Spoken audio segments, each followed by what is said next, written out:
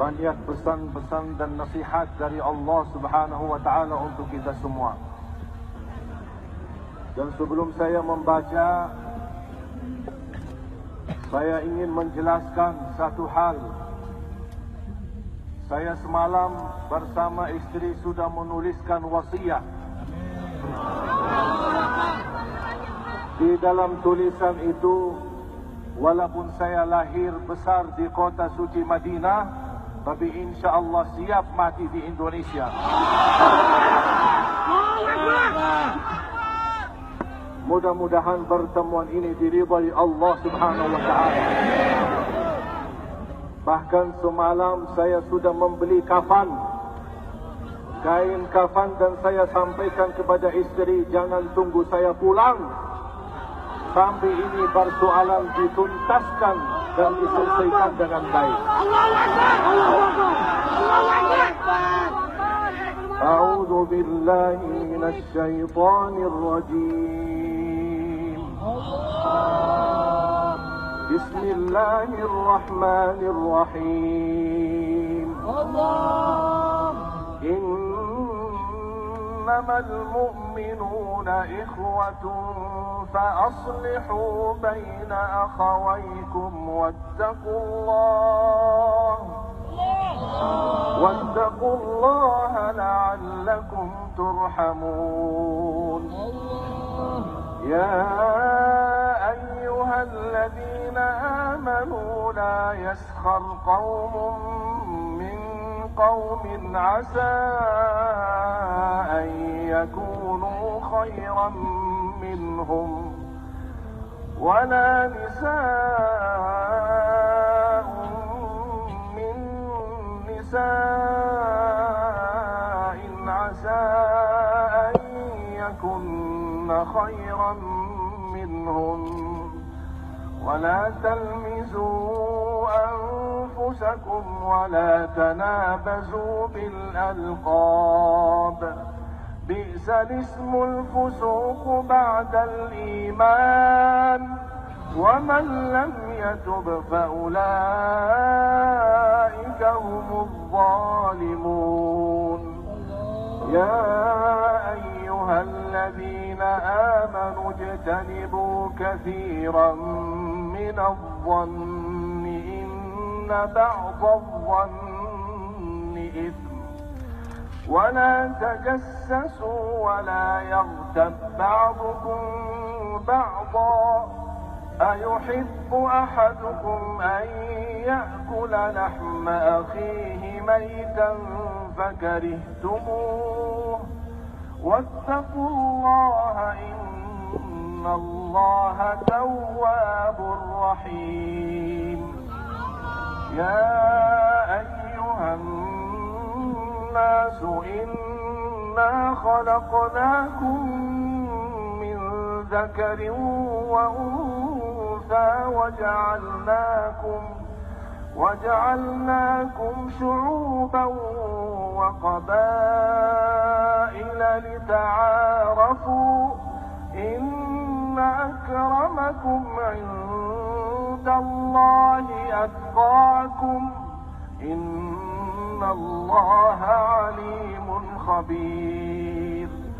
قالت الأعراب آمنا قل لم تؤمنوا ولكن قولوا أسلمنا ولما يدخل الإيمان في قلوبكم وإن تطيعوا الله ورسوله لا يلدكم من أعمالكم شيئا إن الله غفور رحيم.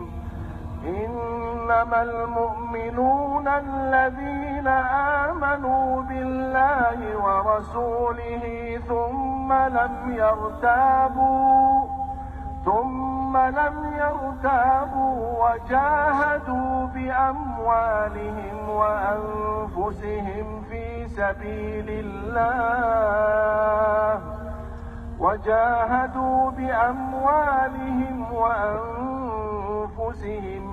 سبيل الله أولئك هم الصادقون قل أتعلمون الله بدينكم والله يعلم ما في السماوات وما في الأرض والله بكل شيء عليم يمنون عليك أن أسلموا قل لا تمنوا علي إسلامكم بل الله يمن عليكم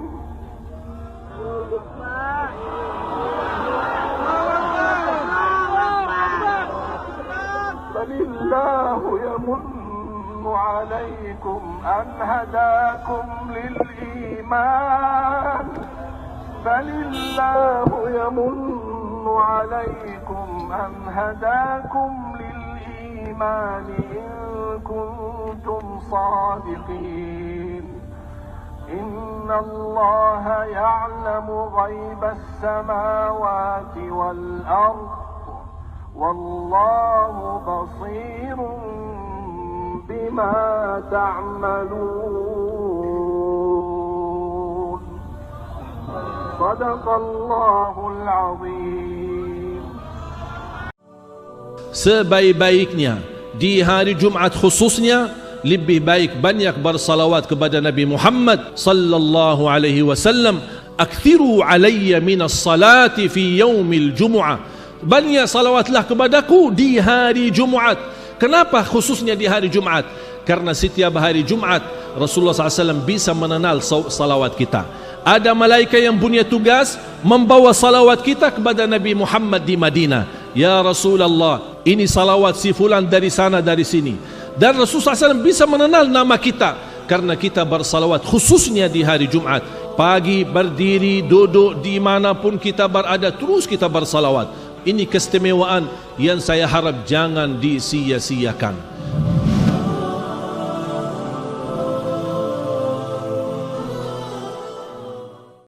Hari demi hari, waktu demi waktu berjalan. Umur kita terbatas dan semua terhitung hisabnya di sisi Allah Subhanahu wa taala. Umur kita sejak kita dilahirkan sampai akan meninggal dunia sudah semua ditentukan oleh Allah Subhanahu wa taala. Di antaranya rezeki. Malah rezeki itu salah satu rahasia Allah Subhanahu wa taala. Dan Allah Subhanahu wa taala sendiri yang mengaturkan rezeki manusia. Bukan hanya rezeki manusia, bahkan seluruh makhluk Allah di muka bumi. Wa ma min dabbatin fil ardi illa 'ala Allahi rizquha. Setiap makhluk yang berjalan di muka bumi, Allah Subhanahu wa taala yang mengaturkan rezekinya. Walaupun rezeki kita sudah ditentukan oleh Allah, tapi sebagaimana kata Amirul Mukminin Umar bin Al-Khattab radhiyallahu an, inna as-samaa'a la tumtiru dhahaba. Ketahuilah langit itu tidak akan menurunkan hujan emas. Walaupun rezeki kita sudah ditentukan dan ditakdirkan oleh Allah Subhanahu wa taala, tetap kita punya kewajiban untuk berusaha. Allah Subhanahu wa taala menerangkan banyak di dalam Al-Quran, فَإِذَا قُضِيَتِ الصَّلَاةِ فَانْتَشِرُوا. Bergeraklah, berjalanlah, berikhtiarlah, berusahalah. فَانْتَشِرُوا فِي الْأَرْضِ وَابْتَغُوا مِنْ فَضْلِ اللَّهِ. Carilah karunia Allah, anugerah Allah, rizki Allah. Orang mukmin yang percaya kepada Allah dan senantiasa dia berikhtiar dan berusaha, tetap memiliki keyakinan, menggantungkan hatinya kepada Allah Subhanahu wa taala. Itu yang namanya tawakkal qalbu. Bukan hanya tawakal usaha, bukan hanya kita percaya kepada kemampuan diri kita atau kita percaya kepada kecerdasan kita, tapi tetap kita senantiasa memohon pertolongan Allah Subhanahu wa taala. Dan segala amalan itu tergantung niat. Innamal a'malu binniyat wa innama likulli imri'in ma nawa. Kita punya amal Tapi sebelum kita beramal, sebelum kita berusaha, sebelum kita berikhtiar, tolong Bapak Ibu jangan lupa nawaitu. Saat kita mencari nafkah dan rezeki, nawaitu dia untuk apa? Jadikan rezeki itu adalah jembatan yang membawa kita mendapatkan ridha Allah, jembatan membawa kita masuk surga Allah. Itulah nawaitu. Hal-hal kecil dengan nawaitu bisa menjadi besar di sisi Allah Subhanahu wa taala. Ada orang nawaitu dia mencari nafkah dan rezeki, begitu dia mendapatkan rezekinya, dia nawaitu untuk memenuhi hak-haknya, kewajibannya terhadap istrinya, kewajiban terhadap anaknya. Sampai Rasul bersabda, sampai seorang suami suapin istrinya diberikan pahala sedekah. Coba bayangkan. Berarti nawaitu itu sangat berarti. Oleh karena itu Bapak Ibu jangan tinggalkan nawaitu. Di mana Anda berada, apa urusannya, mau kemana, tolong dihadirkan nawaitu. Karena dengan niat, disitulah akan kita sama-sama mendapatkan petunjuk Allah Subhanahu wa ta'ala. Semoga senantiasa kita dalam ikhtiar dan usaha kita, selalu kita menambah keyakinan dan kepercayaan kita kepada Allah Subhanahu wa ta'ala. Hari ini kita berusaha berikhtiar menghadapi sedikit kesulitan dan kesusahan. Jangan kita berkata, kenapa Allah tidak melancarkan rezeki dan usaha saya? Tapi harus bertanya kepada diri kita, apa salah saya? Apa kekurangan saya? Barangkali kalau kita muhasabah diri, oh ternyata hari ini saya merasa susah rezeki karena ketiduran salat subuh tadi. Saya merasa malam ini tidak lancar karena saya lupa baca Al-Quran. Saya hari ini merasa tidak baik karena saya ketinggalan salat malam. Inilah muhasabah diri. Al-Imam Muhammad ibn Sirin pernah dia mencela orang, mencaci maki orang. Inti orang miskin. Orang itu tersinggung. Kata Imam Muhammad ibn Sirin, saya menunggu ucapan saya ini, menunggu akibahnya, menunggu balasannya 40 tahun. Coba bayangkan, hanya satu ucapan dia takutin, dia fikirkan, apalagi perbuatan. Bapak Ibu, berapa banyak perbuatan kita salah, berapa banyak kita melanggar aturan Allah, berapa kali kita menjauhkan diri dari perintah Allah, padahal kita semua hafal. Wa man yattaqillaha yaj'al lahu makhraja. Barang siapa yang takwa kepada Allah, akan Allah jaminkan diberikan jalan keluar dari segala kesusahan, dari segala kesempitan. Berarti kalau kita berdoa, kita berikhtiar, kita berusaha, tapi masih kita menghadapi kesusahan dan kesulitan, pasti ada sesuatu yang tertinggal. Salah satu amalan di samping ikhtiar dan usaha kita adalah zikrullah, terutama istighfar. Karena termasuk istighfar adalah salah satu kunci mendatangkan rezeki. Sebaik istighfar itu sepanjang waktu, pagi, siang, sore, malam. Naik motor, jalan kaki, naik bis, mau kemana-mana, tidak keberatan kita membasahi lidah dengan istighfar. Malah ada seorang sahabat Rasulullah sallallahu alaihi wasallam, ya Rasulullah, berikan kepada aku amalan yang menjaminkan aku masuk surga. Rasul menjawab, la yazalu lisanuka ratban min dzikrillah. Basahi lidahmu dengan zikir kepada Allah. Kunci rizki Bapak Ibu adalah zikrullah. Kunci rizki zikrullah, di antaranya istighfar. Allah Subhanahu wa ta'ala menjaminkan dalam Al-Quran di surat Nuh, faqultu astaghfiru rabbakum innahu kana ghaffara. Apa manfaatnya istighfar? Yursilis samaa alaikum midrara wa yumdidukum bi amwalin wa banin wa yaj'al lakum jannatin wa yaj'al lakum anhara. Dengan istighfar terjamin keturunan. Jangan istighfar kemudahan rezeki. Jangan istighfar kelancaran usaha. Jangan istighfar kesembuhan dari penyakit. Jangan istighfar banyak kemudahan dan kemuliaan yang kita dapat. Kalau memang ingin ditambah rezeki kita, kalau belum sempat haji, kita ingin berhaji. Kalau kita sudah haji, ingin Allah menambah kita bisa haji lagi. La in syakartum lazim. Jadilah hamba yang bersyukur, karena nikmat Allah memang Bapak Ibu tidak bisa terhitung. Nikmat Allah begitu banyak di setiap waktu dan setiap saat, lahir dan batin. Wa in ta'uddu ni'matallahi la tuhsuha. Oleh karena itu, jangan anda menjadi orang-orang yang mengkufri nikmat, tapi jadilah senantiasa mensyukuri nikmat. InsyaAllah dengan syukuri nikmat dan sabar menghadapi ujian dan cobaan, kita bisa menjadi hamba yang diridai Allah. Kalau Allah sudah ridha kepada kita, InsyaAllah segala amal ibadah kita akan diterima, dan segala usaha dan ikhtiar kita akan dipermudahkan oleh Allah Subhanahu wa ta'ala. Bapak Ibu, yang terakhir, tidak boleh kita lupa doa. Rasul kita sallallahu alaihi wasallam selalu berdoa kepada Allah Subhanahu wa ta'ala. Padahal dia Rasul, terjamin pertolongan Allah.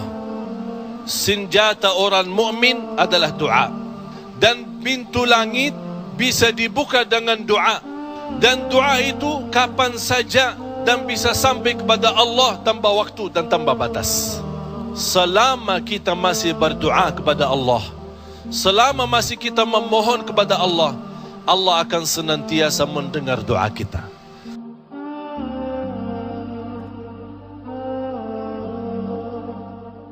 Jemaah sekalian, semua kita punya cubaan dan ujian. Tapi selama kita masih berdoa kepada Allah, tidak ada namanya putus asa. Dan Allah punya cara biar tertunda doa kita diijabah, tapi Allah masih senang mendengar bisikan doa kita, apalagi saat kita berdoa ikhlas. Jadi semuanya ada proses, doa pun ada prosesnya. Tugas kita berdoa, tugas Allah terima doa. Berarti tidak boleh kita sebagai hamba berdoa memfikirkan urusan Allah kabul atau tidak. Ini salah manusia. Doa belum diterima sih, berhenti doa. Soal terima atau tidak, ijabah atau tidak, didengar atau tidak, urusannya Allah. Tapi kita wajib mempenuhi tugas kita. Allah perintahkan, wa qala rabbukum ud'uni, berdoalah kepadaku, aku akan menerima doamu. Berarti anda sibuk doa itu, jalani perintah, jangan fikirkan janji. Allah kan sini ada perintah, ada janji kan? Diperintahkan kita berdoa dan Allah janji akan kabulkan.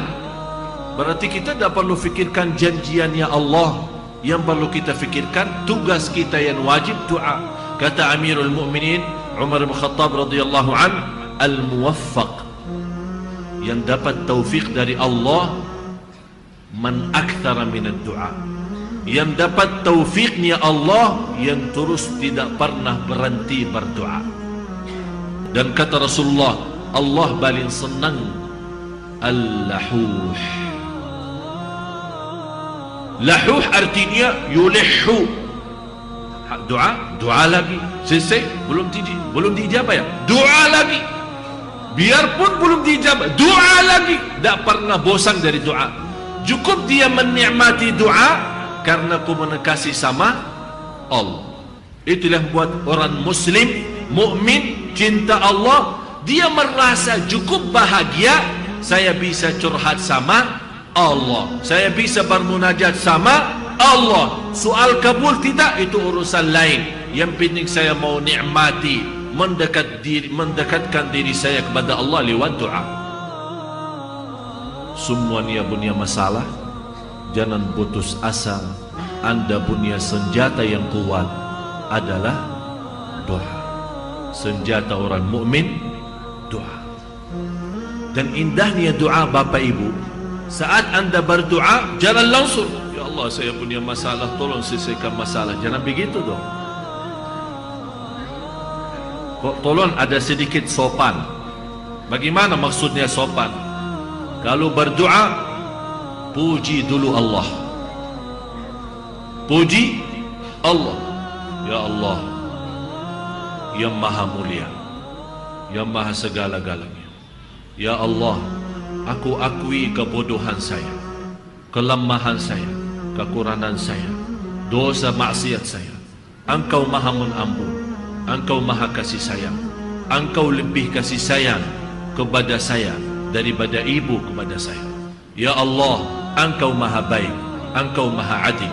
Ya Rahman, Ya Rahim, Ya Hayyu, Ya Qayyum, Ya Awwal, Ya Akhir, Ya Zahir, Ya Batin, Ya Zal Jalal wal Ikram, Ya Malik al Mulk. Ya Allah, Ya Allah, Ya Allah. Saking puji Ya Allah, kita nangis duluan, belum minta. Kita belum minta. Wallahi jamaah sekalian, demi Allah, nikmat doa itu, nikmat kalau kita bisa tahu rahasianya. Karena proses begitu sistem doa. Apalagi habis puji Allah, salawat kepada, karena salah satu berkah doa kita salawat kepada Nabi Muhammad sallallahu alaihi wasallam. Mulai dari sekarang Bapak Ibu gak usah pakai curhat sama orang. Curhat sama seperti Nabi Yaqub alaihissalam. Begitu dia mendengar berita kehilangan anaknya Nabi Yusuf, qala innama ashku bathi wa huzni ila Allah. Aku melaporkan persoalan saya dan saya curhat hanya saja sama Allah.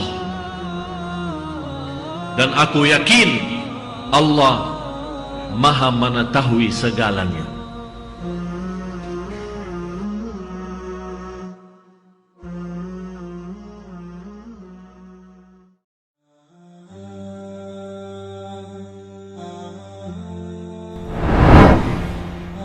Kita hidup di dunia ini memiliki tugas mendekatkan diri kepada Allah, tidak ada yang lain. Ini tugas utama. Fokus kepada tugas utamamu, bereskan tugas utamamu, bakal semua urusanmu beres. Nafkah, cari rizki, cari pekerjaan, ini semua tugas sampingan, bukan tugas utama. Tugas utama fokus ibadah kepada Allah. Selesai tunaikan kewajibanmu kepada Allah. Waktu salat tinggalkan segala dan tunjukkan yang terbaik dalam salatnya. Ada seorang guru, dia marah sama muridnya ketika dia datang masuk ke masjid sesudah azan. Langsung berkata guru sama dia, selama ini kamu belajar dan belum tahu pentingnya datang sebelum azan? Kamu tak pantas jadi murid saya. Muridnya kaget. Saya bukan sengaja melakukan, cuma saya keluar ambil air wudu. Apa kata guru? Biar kamu tahu, azan itu adalah panggilan untuk orang yang lalai. Karena dia suka lalai, malah dipanggil supaya datang. Sekarang pertanyaan saya, kira-kira pernah enggak berupaya, misal satu minggu lah, saya mau minggu ini mau datang ke masjid tapi sebelum azan. Cuba aja satu minggu. Maksud saya menapa? Supaya Bapak Ibu kenal diri, sejauh mana saya bisa melakukan yang terbaik.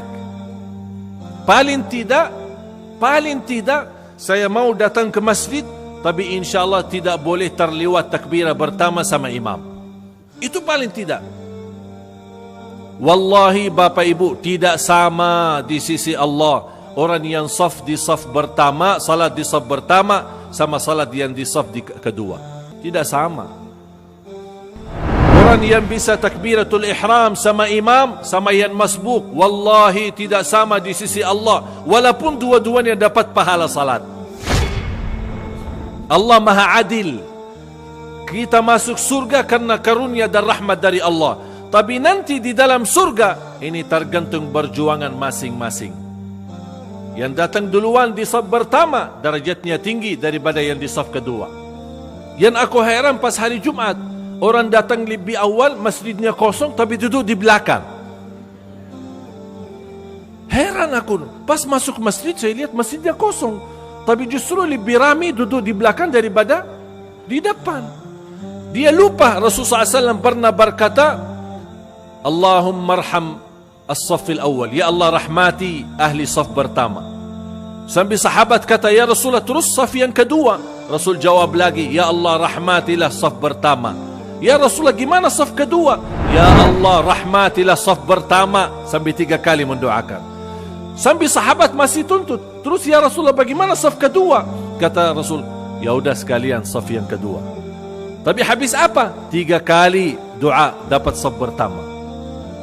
Dan ini jamaah sekalian, saya tidak membicarakan masalah boleh atau tidak boleh. Salat di masjid, di saf pertama, di saf kedua, di saf terakhir, menurut saya semuanya boleh. Tapi ini menunjukkan perlombaan yang terbaik di antara kita. Makanya kalau kita ingin diberi oleh Allah yang terbaik, bahagia yang terbaik, sehat yang terbaik, berkah rezeki yang terbaik, keturunan yang terbaik, kita juga harus punya tugas memberi yang terbaik kepada Allah Subhanahu wa taala. Terbaik tahajud, terbaik salat sunnah qabliyah ba'diyah, terbaik duha, terbaik sunnah salat hajat, semua amalan-amalan walaupun hukumnya sunnah, kita lakukan yang terbaik. Supaya apa? Allah membalas yang lebih baik. Dan kita yakini Allah tidak akan membalas yang sama, tapi justru akan Allah membalas yang lebih. فَمَنْ يَعْمَلْ مِثْقَالَ ذَرَّةٍ خَيْرًا يَرَهُ وَمَنْ يَعْمَلْ مِثْقَالَ ذَرَّةٍ شَرًّا يَرَهُ. Sebabnya tidak diterima karena dia menghadapi Allah ketika dia lagi salat hanya gerakan badan. Dia tidak mengerti apa-apa daripada salat. Bacaannya tidak benar. Dia tidak faham apa yang sunnah yang kita lakukan di dalam salatnya. Belum lagi khusyuknya, belum lagi apa ikhlasnya.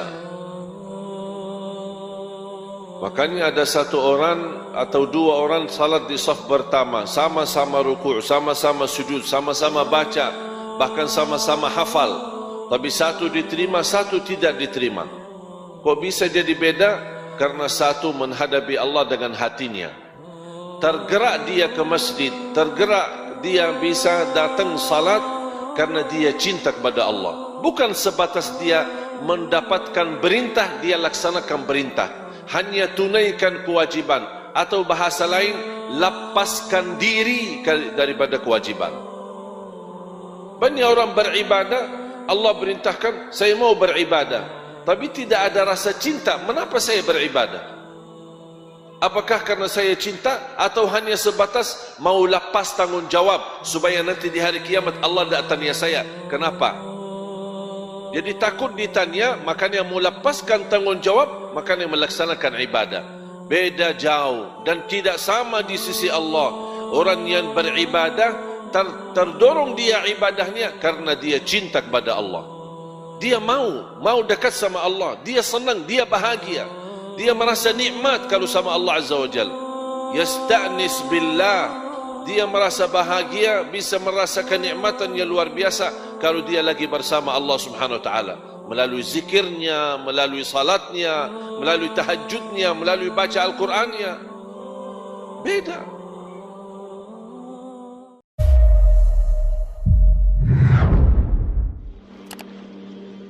Belajar apapun ujian yang kita hadapi, jangan marah.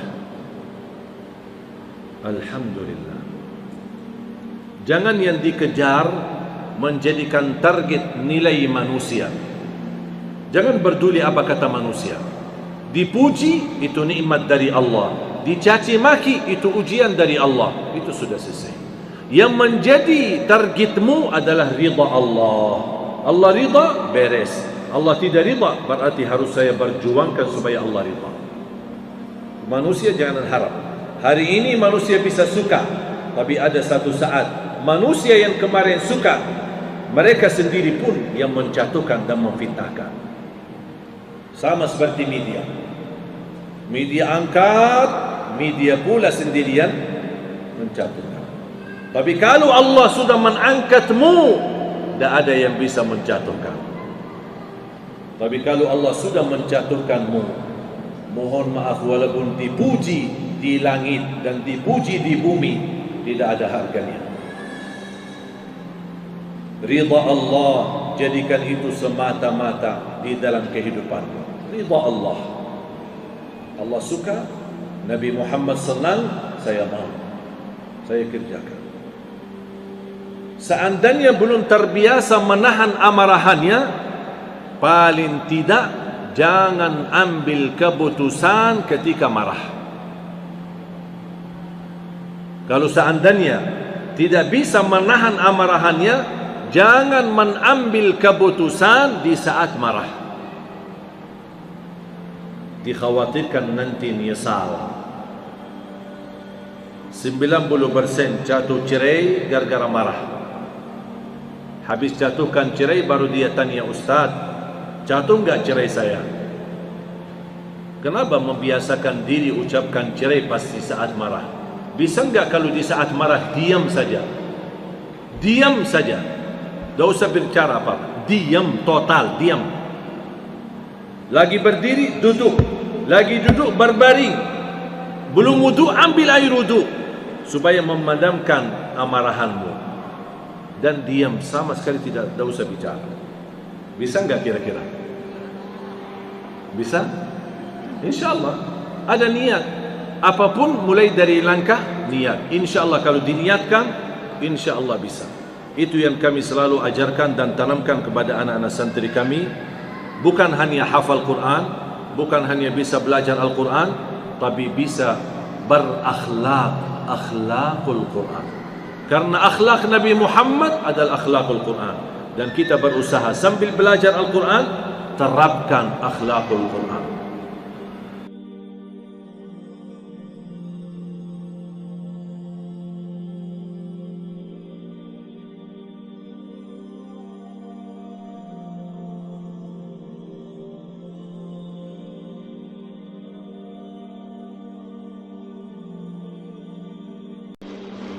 Ingat, mati adalah selalu membuat kita istiqamah beramal saleh, menjauhkan kita dari fitnah dunia, menjauhkan kita dari berlebihan mengurusi dunia.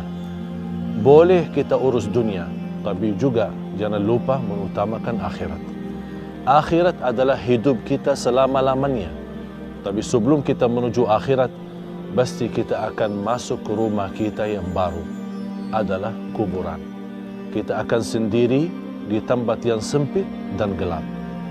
Ingat, selalu mati akan Allah Subhanahu wa ta'ala membukakan jalan untuk selalu kembali kepada Allah. Kullu nafsin dha'iqatul maut.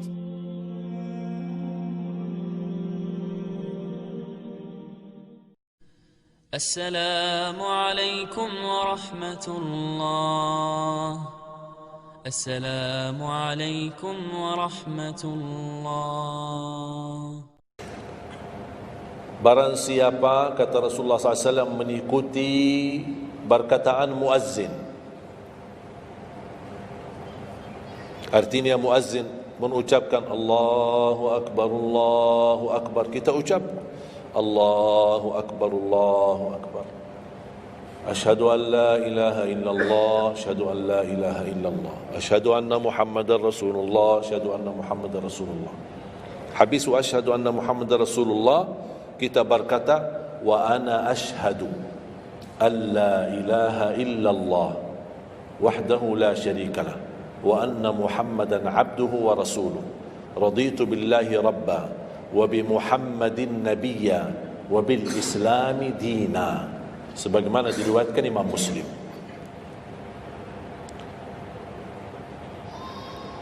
Hayya 'alas salah, kita jawab la haula wala quwwata illa billah. Apa hikmahnya di sini? La haula wala quwwata illa billah. Ya Allah, kami tidak punya daya dan kekuatan untuk menghadiri panggilan-Mu kecuali dengan pertolongan-Mu ya Allah. Karena hayya 'ala salat butuh gerak. Bergerak, datang. Hayya 'ala salat, panggilan, hey, mari salat. Ya Allah, la haula wala quwwata illa billah. Ya Allah, kami tidak punya kemampuan menghadapi godaan dunia, menghadapi hawa nafsunya, menghadapi malas kecuali dengan kekuatan-Mu ya Allah. La haula wala quwwata illa billah. Meraih kemenangan, meraih kemuliaan, hayya 'alal falah. Ya Allah, kami tidak mampu meraih kemuliaan itu kecuali dengan kekuatan dan izin-Mu ya Allah. Allahu akbar, Allahu akbar, kita ucapkan Allahu akbar, Allahu akbar. La ilaha illallah, kita ucapkan la ilaha illallah. Habis itu apa? Apa kata Rasulullah SAW di hadis yang diriwayatkan Imam Bukhari? Thumma salla alayya, selepas itu dia bersalawat kepada Nabi Muhammad. Allahumma salli ala Muhammadin wa ala ali Muhammad. Bagi Sayyiduna boleh, tidak bagi Sayyiduna boleh. Selepas itu doa, Allahumma rabba hadhihi ad-da'wati at-tammah was-salati al-qa'imah ati Muhammadan al-wasilata wal-fadilah wab'athhu maqaman mahmudan alladhi wa'adta. Ini ucapan yang saya sampaikan di Sahih Bukhari. Ada riwayat-riwayat yang lain, Allahumma rabb hadhihi ad-da'wati at-tammah was-salati al-qa'imah ati sayyidina Muhammad wasilata wal-fadilata wad-darajata al-'aliyata ar-rafi'ata min al-jannah wab'athhu maqam mahmud alladhi wa'adta innaka la tukhliful mi'ad. Innaka la tukhliful mi'ad. Tambahannya di riwayat Imam An-Nasa'i dan semuanya sahih. Mau milih mana yang anda hafal, mana anda biasakan, silakan. Mau ambil hadis yang diriwayatkan Imam Bukhari boleh, mau ambil yang diriwayat Imam Nasa'i boleh. Asal jangan sampai begitu dengar azan tidak mengikuti muazzin dan sia-siakan doa itu. Padahal doa sederhana. Siapa yang tidak hafal? Setiap ditayangkan azan di TV selalu dibacakan Allahumma rabb hadhihi ad-da'wati at-tammah was-salatil qa'imah. Saya pernah tanya guru saya, seandainya ketika saya mendengar azan tapi terlalai dengan kesibukan atau telefon mendadak atau apalah urusan, baru saya menyadari ketika muazzin sampai ke hayya 'alas salah, saya belum mengikuti dari awal. Gimana caranya biar saya tidak rugi dalam pahala? Kata guru saya, ulang sendiri dari awal. Allahu akbar, Allahu akbar, Allahu akbar, Allahu akbar, asyhadu an la ilaha illallah, asyhadu an la ilaha illallah, asyhadu anna Muhammadar Rasulullah, sampai mendapat mengikuti muazzin dalam sisa azannya. Begitu selesai baca doa yang saya tadi sampaikan, apa kata Rasulullah? Barang siapa yang mengamalkan ini, faqad hullat lahu syafa'ati yaumal qiyamah, dijamin dapat syafaatku. 5 kali kesempatan tertulis nama kita, jaminan dapat syafaat Nabi Muhammad, tapi kita sia-siakan. Siapa yang tidak mau syafaat Nabi Muhammad? Ini kesempatan. Jangan tunggu hari kiamat baru saya minta, ya Rasulullah tolong syafaatkan. Ini Rasul sudah menawarkan ini sekarang. Mau enggak dapat syafaatku? Ikuti muazzin dan baca doa azan, kemudian dapat syafaatku. Berapa minit? Tak sampai 2 minit. Ikuti muazzin, selesai azan, doanya tak sampai 2 minit. Allahumma salli ala Muhammad wa ala ali Muhammad, Allahumma rabb hadhihi ad-da'wati at-tammah was-salatil qa'imah ati Muhammad, dan sampai akhir, innaka la tukhliful mi'ad. Berapa lama? 2 minit, 3 minit? Tak apa-apa, 5 minit. Tapi dapat jaminan syafaat Nabi Muhammad. Hanya waktunya cuma 5 minit.